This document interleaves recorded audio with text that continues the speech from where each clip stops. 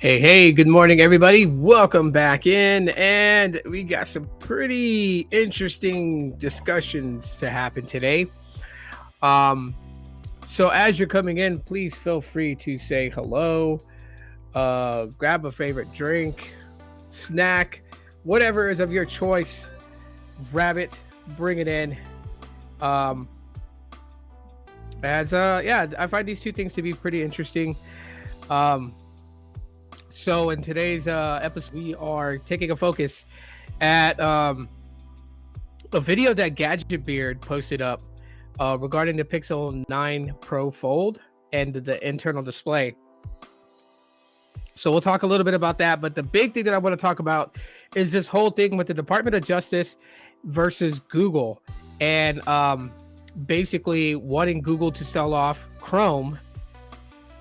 And yeah, so there's a whole lot kind of going in. It looks like that things were filed today, but we'll get into all that here in just a second. First off, if you guys do want to help out the channel, there are ways you guys could do that. Smashing the like button is obviously the biggest way. That does let YouTube know that you guys do enjoy the broadcast, and so I would deeply appreciate a thumbs up. So don't forget to do that as you're coming in. And on top of that, if you guys would like to help out the channel directly, the upper QR code at the top left is how you could do it. You guys can do it straight to me without YouTube taking anything of it. If you guys would like to try out Helium Mobile, the QR code to the right of me gives you guys the opportunity to try out Helium Mobile service. You guys can get your first month for free on me just by using my promo code on signing up. And you guys pay nothing to start your first month. Give it a try, see how it works out for you for unlimited talk, text, and data at $20 a month. Not bad of a plan at all whatsoever. And so let's kick the tires and light the fires. Everyone that's coming in, please feel free to say hello. What's up? How you guys doing? So I'll have a little bit of kind of like what's going on with the Goog. But how you guys doing today? Happy Friday to a lot of you guys. It's the end of the week, so hopefully you guys are doing a lot better. I'm feeling a little bit better. I've been taking all kinds of things. I've been taking NyQuil. I have like a bag full of cough drops. I have throat lozenges. I have all kinds of things. I've had a cough for almost 2 weeks now, and I can't beat this cough, and it's really bad, especially at night. Like I am hacking up a storm. And for those of you guys who are going to be like, "Oh, it's the Covini," it's not. I took a test and it came out negative. So it's not, the favorite Covini that people love to assume right away. It's not the flu. My sickness is not accompanied by a fever or anything like that. It's just this really darn cough, and it like gets really bad at night. And obviously this happens to me quite a bit every year around this time of the year where things switch from hot to cold. We're currently in that transition. A couple days ago, it was nice and cold outside. All of a sudden, it's today the highs is reaching 81, but the lows is getting as low as 46. That's a huge difference in temperature. So yeah, that could be contributing to it, but I'm feeling much better today to podcast, and so here I am today.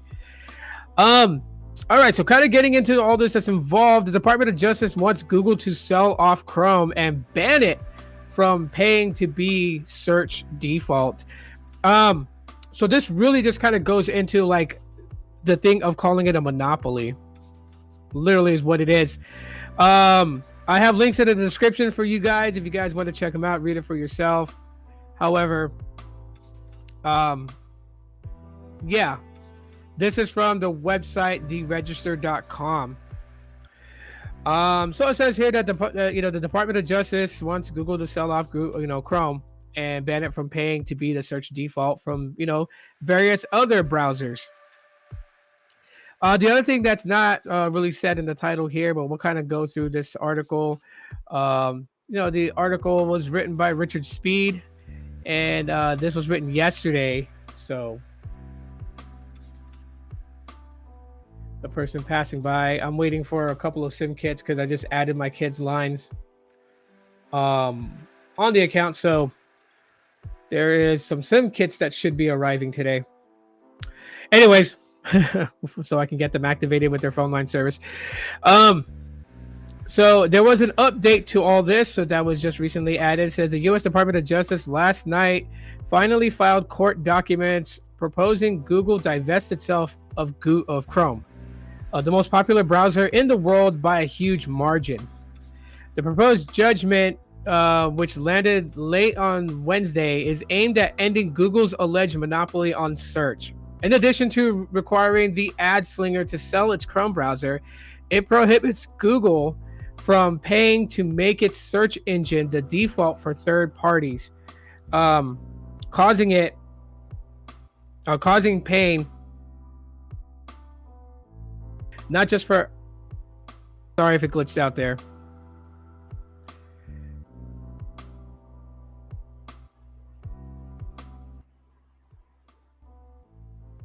There we go. Let me just lower that just in case. But anyways, as I was saying, not just causing pain, not just for Alphabet, but for others. Google pays billions annually to Apple and Mozilla to remain the default search engine in Safari and Firefox. As the Reg has previously suggested, if those go away, there will be blood, not just for Google, but also for Apple and Mozilla. If you guys don't know what Mozilla is, talking about Foxfire here. The proposal also states that publishers should be able to opt out of AI overviews without fear of retaliation. So it goes on to say to make clear the internet. Oh, to make clear the intent. Sorry, not internet intent. The Department of Justice proposal begins. The purpose of the following remedies are the unfetter the monopolized markets from Google's exclusionary practices, pry open the monopolized markets to competition, remove barriers to entry, and ensure there remain no practices likely to result in unlawful monopolization. The words Google must promptly and fully divest Chrome are certainly eye-catching, as the filing further prohibits Google from releasing another browser during the judgment's term. But the filing in broad, and if the ruling goes the Department of Justice's way, could choke off revenue streams on which others depend. In its last financial statement in the PDF, Mozilla gave a figure of $510 million for royalties as part of its total revenue of $594 million for 2022. Search engine vendors pay these royalties for being either the default or an option in Foxfire. The loss of Google's payments would represent a significant financial hit for Mozilla. Apple was explicitly named in the filing and could lose between $18 billion to $20 billion should Google be barred from paying to make its search engine the default. In the proposed remedies filing submitted currently, the Attorney General's quoted from Judge Mehta's or Mehta, however you pronounce the last name. Sorry if I butchered it. But anyways, the judge's earlier opinion, which stated Apple, a fierce potential competitor, remains on the sidelines due to the large revenue share payments it receives from Google. The proposal also prohibits Google from preferring its own products and services and from pushing publishers for using a proposed opt-out mechanism to stop the ad slinger scraping content to train AI models and provide overviews. Access to user-side data must be provided to qualified competitors, and company must allow those competitors to submit queries and use the results as they see fit. Well, this is very interesting. Other proposals include opening Google's ad business to competition and implementing choice screens. Divestitures of Android, its mobile operating system, is not a requirement. Yet the Department of Justice also suggests that Google doesn't do what it wants. It might be forced to offload Android. No.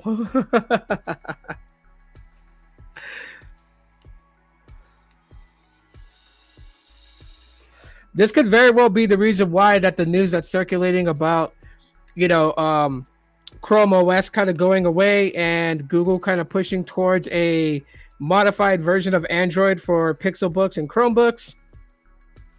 This could very well be the reason why.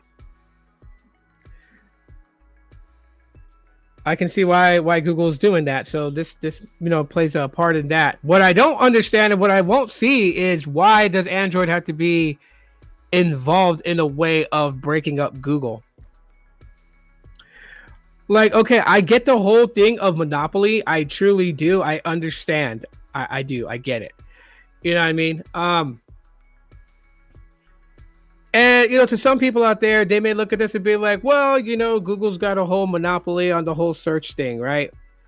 Different browsers use Google search natively within their own browser, right? So you look at Mozilla Foxfire, and if you go into settings, you can change from, Google search, or basically from Google as your search, to Bing. Bing is really the only other one that I see out there that people would actually use as a search engine behind their browser. Opera has it. Foxfire has it. I know Safari uses it. I don't know if you can, switch the search engine under the browser to whatever it is out there, but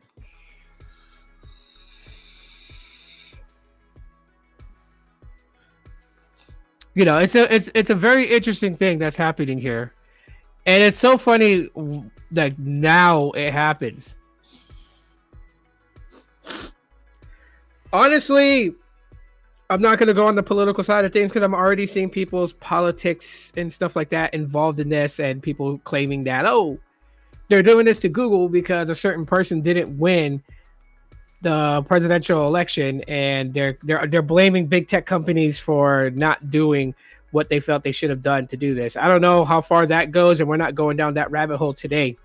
Maybe in another podcast, maybe another day, but not today. Not today at all. Let's see. To be clear, these are proposals for the consideration of Judge Amit Mehta, who is unlikely to rule before the later part of 2025. And even after that ruling, it would be hard to imagine a scenario in which the losing party doesn't file an appeal, which is probably more likely to see Google file an appeal to this. Google has, unsurprisingly, come out swinging and described the proposed remedies as a radical intervention agenda that would harm Americans and America's global technology leadership. It would break a range of Google products, even beyond search, the people love and find helpful in their everyday lives. So now you got Google coming out basically swinging on this one. And they're absolutely right. Google's ecosystem depends on Google search. It does, right? Its AI is adapted for search, right? And it gets results from search. So to ban Chrome and to block other browsers from being able to use Google as a default search engine, and to block Google from creating a browser, because that's what they cannot do either. They cannot create a new browser. They think, in this scenario, which most people will say, like, okay, Google has monopoly over all this. They have all these things go working for them. And they're a company under Alphabet. But again, Google's not lying here. And it's not that, because I'm a Pixel fanboy that I'm saying this. This is really actually it. If they win this, okay, let's say like, hypothetically they win this and they're able to basically split up Google. That means that the entire ecosystem that Google has worked hard to build to contend against Apple goes bye-bye, poof, gone, up in smoke. It's gone. Right? You don't have AI integrated into a lot of different of Google products, right? You don't have AI involved in it. So AI can't do what it needs to do with Pixel Buds Pro 2. It can't do what it needs to do with Google Pixel phones. It can't do anything with Google Tablet. Can't do anything with, Chromebooks. It can't do anything with, the Chrome browser on PCs. It can't do anything of linking all these things seamlessly together. It will go back to the archaic ways of things being slightly, fragmented, where what's supposed to be seamless integration between products and services are a little sketched. That's what we could be seeing if they actually divide up Google, break it all up. Which, in my opinion, wouldn't be fair, because how does Apple get to have all of it, But of course, the Apple fans are going to come out and, be like, oh, well, because they do things this way, that way, yada, yada. I get it. You know what I mean? You're talking about a company like Apple, who's done this for a long time and, obviously knows what they're doing to kind of fly below the radar. And Google, that's taking like big chances, right? Because Google right now is in competition with Apple. It's in competition with Samsung. When it comes to AI is the new battleground for these companies to compete on. This is why Gemini is such a big thing. Chat GPT is such a big thing. Galaxy AI is such a big thing.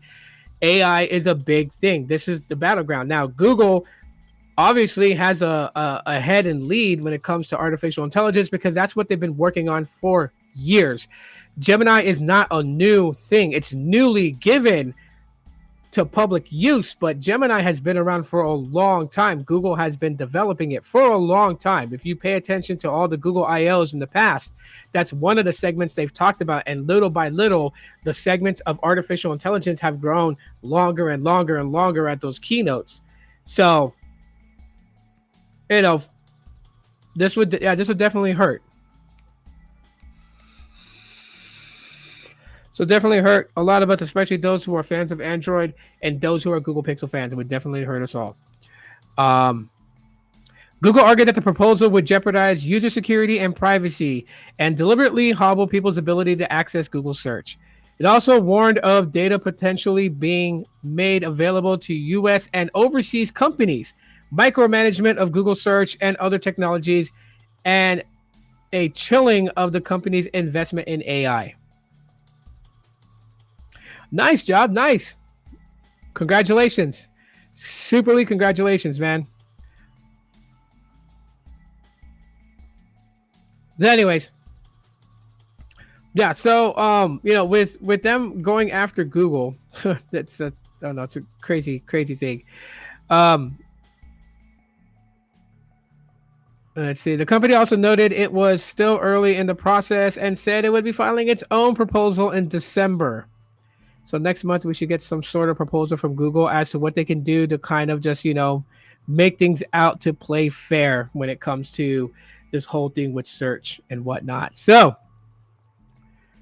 a very, very interesting article. Like I said, it's in the description if you guys want to read it for yourselves. It's got hyperlinks to the PDF if you guys want to read page by page of the court filings from the Department of Justice today. They filed it today. So, yeah, that's I don't know. We'll have to wait and see. We'll have to see what Google comes up with as far as like a plan for this not to be that big of a deal. For them to basically, come to some sort of agreement. Because really, yes, Google search is, in a lot of the carrier, not carrier, but the browsers out there, the third-party browsers like Opera, Dolphin, and there's a lot of different browsers that use Google search, but you do have the ability to change the search engine in the settings. And so I don't really understand.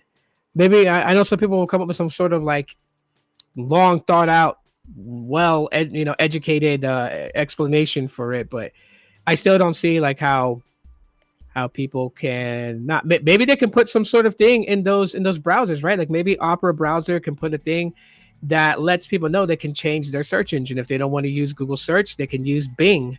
They could use something else, It's really interesting. I mean, I knew like for years the Department of Justice really wanted to kind of go after Google. They really did want to go after Google because of all the things that Google has, right? Google search being, its top thing. That's where it makes a lot of its money from. It's not from Google Pixels and Pixel tablets and Pixel watches and Chromebooks. It's not from that.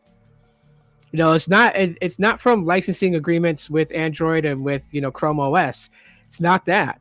Its biggest money player is search. So if these third-party browsers make it clear to people who are not tech savvy to know that they can change their search engine, going into settings, into search and changing, the search engine from Google to whatever one that they want to use, doesn't really set, Google in place to look like this monopoly that just has complete and utterly total control over every browser out there. because you can change the search engine. Like me personally, like I know people will be like, well, Google search collects your information and stuff like that. You look, let's get truthful about a lot of things because I'm kind of sick of that argument. So I'll just say it straight up. A lot of people who complain about privacy concerns with Google and Google search, get the hell off the internet, because everything you do on the internet is not sacred, right? The only way you're going to have a full, enriched internet experience without having to worry about your information is if you use an Onion browser or a Tor browser and you go dark web. Okay? If you're going to be on the World Wide Web, which is indexed, nothing is sacred in this matrix. Nothing is sacred. I always often find it funny when people want to point out Facebook's privacy is this, X's privacy is this, Instagram's privacy is this, but you're on it. And if you give up one, you're still on the other one. I've seen people like close out Facebook and stop posting on Facebook, but they're posting religiously on Instagram and Threads, which is part of Facebook. It's part of Meta, right? Facebook, Instagram, and Threads is part of Meta. You got Facebook, which is, social media like MySpace type of thing. You got Instagram, which is photo sharing portfolios. And then you got Threads, which is microblogging like Twitter. And even if you give up one and you're still on the other one, they're still getting your info. You can close out all three of those and jump onto X, but X has your info. You can go to Blue Sky, which is basically X, but with the opposite political mindset. And I'm not going to shy away from calling it what it is. That's what it is. That's all Blue Sky is. X is conservative. Blue Sky is liberal. Simple as that. I mean, that's all I see from either side. If I'm on X, it's all conservative thinkers, majority. You go to Blue Sky, it's all liberal thinkers, majority. That's why I try to not be on both. So why haven't I been posting to X all that much? I just kind of like separated until a lot of the political stuff dies down. Even though I'm not a big fan of Meta, I do appreciate Threads, because on Threads, it allows me to toggle off anything pushed to me that's political, because I'm not interested in politics. I'm not. So, but anyways, hashtag ADHD moment. Going back to the point, if you're on the internet, you're not hidden. You can try to use a ghost IP scrambler or do whatever you want to do. You're not hidden. So this whole thing of like Google is listening and is listening to all my info, then get the hell off of it. Get off the internet. Get off a smartphone. Go back to one of these. Go back to one of these, because your chances of literally not having your information, ciphered, best chances are with this. It's got a camera. You can take pictures. Fits in your hand. Make phone calls. Make texts. Do all that stuff. But don't sit there and tell me that, oh yeah, Google search is bad. That's why the DOJ is good at going after them for it, because Bing takes your info. You switch your browsers, your search engine browser to Bing, and you think they're not collecting on you? Like, I think one of the most hardcore words since 2015 to currently today is hypocrisy. There's always hypocrisy. There's people that point out a service or an app that does something that they don't like, that a service and app that they're using does the same thing. They refuse to acknowledge it. And that's okay. That's okay. I don't mind people looking like a jackass on the internet trying to argue with other people about this type of thing. I laugh. I laugh at all the ignorance of it. So anyways, yeah, the whole privacy issue with Google search engine, to me, that's just not a big enough reason. Not a big enough reason. Can't go and expect AI to just perfectly know the types of things that you like if you don't like it gaining information about who you are, to learn about you in a modal that will train it to really kind of understand who you are. That don't make sense. You want it to be smart, You want it to know the things that you want before you even want it, yet you don't want it to learn who you are. That's another one. That's another funny, situation. So anyways, we'll have to see. I'm going to follow this closely to see what happens afterwards. I'll report back to all of you about the whole, Google search thing, and Chrome, what Google tends to do as an offering to, drop this whole thing, or, if they fully appeal, and, what the courts are going to say. We'll follow this all the way through. Anyways, switching tracks here, and I'm not going to play his video because it's his video, but I do have the link in the description for you guys. So I definitely want you guys to go check out Gadget Beard's video. He talked about Pixel 9 Pro Fold owners are having screen issues. Mainly, the integrity of the internal foldable display is supposedly pretty bad. I guess you could say the integrity is quite weak. I'm trying to find a photo. I think he said it was on Reddit that he saw it. So let me go to Reddit and see. Oh, just type a different phrase for the search.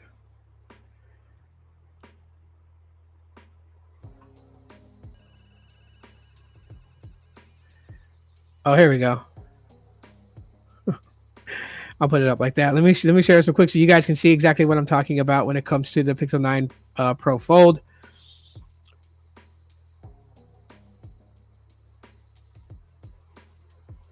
But we are talking about this one here. As you guys can see, it looks like a black blotch right where the folding on the seam is. And yeah, there's people that's reporting that all they do is just close their display and that happens. They didn't drop it or anything like that, but we don't know how sure or for sure people are being legitimate about it. So we have to follow it closely to see just like how many more people report that they're having that issue.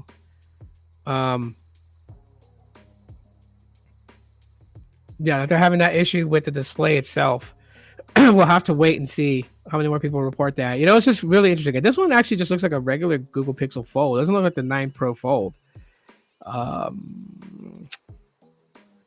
let's see if we have anything here.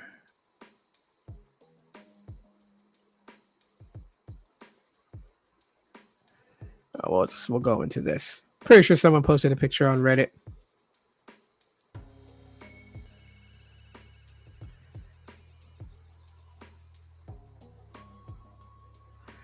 All right, so let's see what they're talking about. Well, I guess that's down here. I'm not sure, but they're talking about right here for this picture. this lower part, this 1/4 of the bottom is like all whited out. But that's not what he showed in his video. Just go check out, Gadget Beard's video when it comes down to it. Yeah, I saw that on Facebook that you got Spectrum mobile service for a year free because of a promotion that they were running. That's pretty cool, man. At least you don't got to worry about a phone bill for a whole year. So that's a pretty good deal.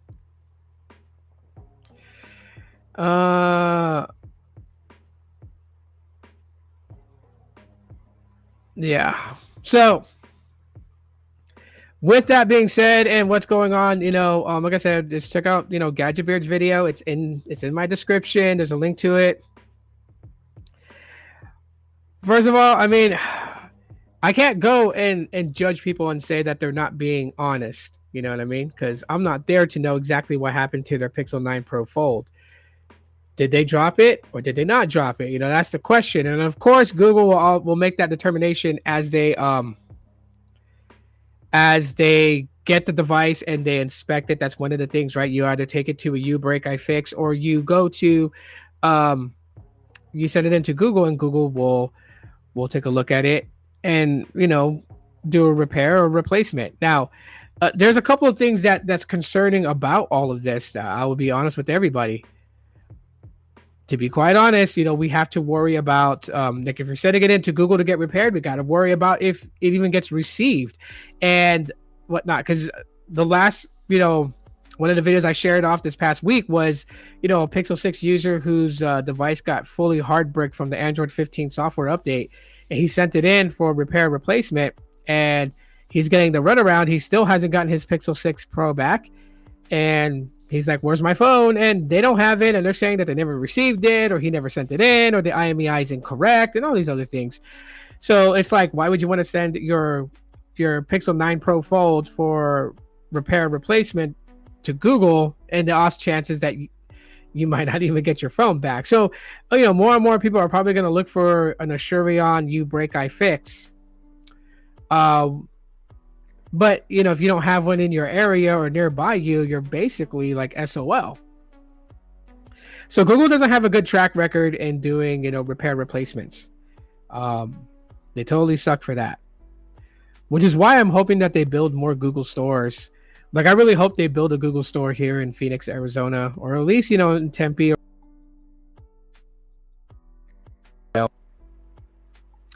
I would totally be cool with that. I would totally be cool with that type of store being built here. Anyhow, it's a very interesting thing, that went on. Could it be just from people like closing it too hard? I mean, these are foldable devices, foldable technology, something that's still considered new. So,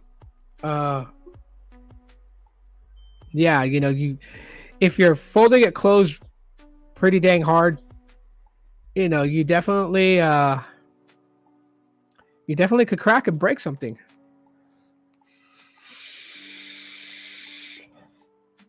I actually want to check something real quick. So if it starts to stutter right now, forgive me. I want to open up my task manager here and just kind of see.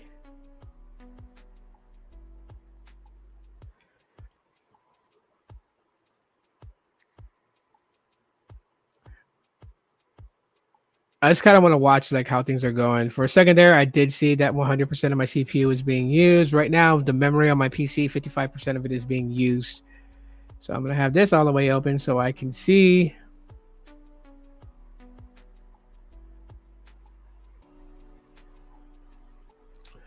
Yeah, I'm just trying to like double check to see what causes it. Because I know it ain't my speeds. I just ran a speed test not long ago on my home internet, and it was doing fine for the uplink and downlink, and even for the latency. But the hardware performance could be what the issue is, and so I'm watching closely right now just to see what's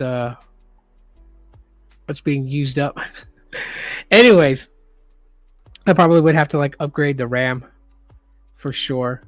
That would probably definitely help out. So here, here's the thing when it comes to the Pixel 9 Pro Fold. This is the reason why that I don't invest in foldable devices, even though Google, in their Pixel lineup came out with a foldable device. I didn't try to do what I can to get one. It's for this very reason. Foldable technology is still new. It's not perfected. Okay, there could still be issues with the display and how you close your device. And people have a tendency to just close a phone like you would close a flip phone. I remember having flip phones back in the day before feature phones came out, and I was always constantly opening it, closing it, opening it, closing it. It was just a very addictive fidget thing, right? That was like our, early 2000s fidget spinners was flip phones. You flip them open, flip them close. I've had motor razors where the hinges got really loose just from like flipping it open and close, and eventually that hinge kind of like getting weaker and weaker, and now it was like easy to swing open. That sometimes you can hold the phone upside down, and that you open it and that panel would just start to hang because the hinge is loose from all that flipping and closing. So people have a tendency to do that, and to be quite honest, nothing wrong with it. It's habit. It's a fidget habit. And yeah, you're bound to run into those things. So like, I'm not saying that everyone with a foldable Pixel 9 Pro Fold is doing it. I'm saying that there are people that kind of do that. There are people that just weren't sure. Like maybe they dropped their phone and it was closed and it's in a case, and so they thought the case repelled all of the shock from the drop, and it didn't, and it caused a hairline crack in the display. And hairline cracks in displays don't immediately bleed out the ink right away. I had my Pixel 7 have a hairline crack actually into the display itself, and it took a week and a half for it to start bleeding out the ink and start going really bad. Yeah, and it's only because I tried to clean it. Like I actually spotted the hairline crack and thought it was just something on the display, and I rubbed my finger on it with pressure, and that's what was the final pressure to just let it bleed. These things happen. So I don't know how all these people are having their displays damaged, but it is becoming a thing that they're reporting about as an issue, and they're looking to Google to find some form to fix it, some form to make it better, to make it right. But again, for me, like I said, the fear comes in the fact of sending it to Google, because every time that I've read horror stories of people sending in the device to Google for repair replacement, and then those devices disappearing, or Google making some sort of outlandish thing like, oh yeah, you know what? This is your fault. It's not covered under your warranty, so we're sending you the phone back. A YouTube channel that I enjoy watching, his name is Shane. Something happened to his Google Pixel Fold, the OG one, and he wanted to get it repaired. And I think the warranty claims for Google denied his request for repair replacement.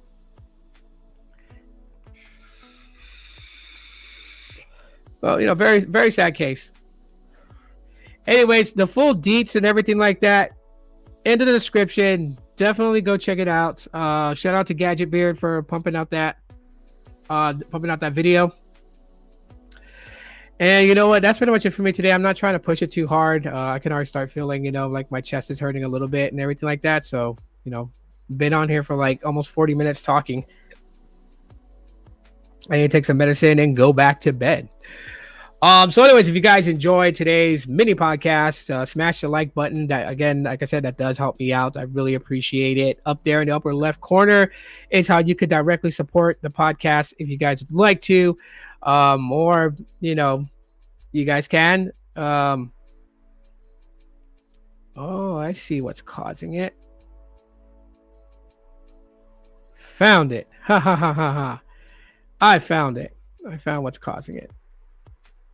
Okay, anyways, so I can get to work on this, try to fix this issue before it crashes the live stream. But like I said, if you guys also want to help out supporting the channel, if you guys know anybody that could use phone service for cheaper, or if you yourself can use phone service for cheaper, then right there, that QR code, scan it, follow the instructions, basically signing up with Helium Mobile and using my promo code to get your first month for free to start out and try them out.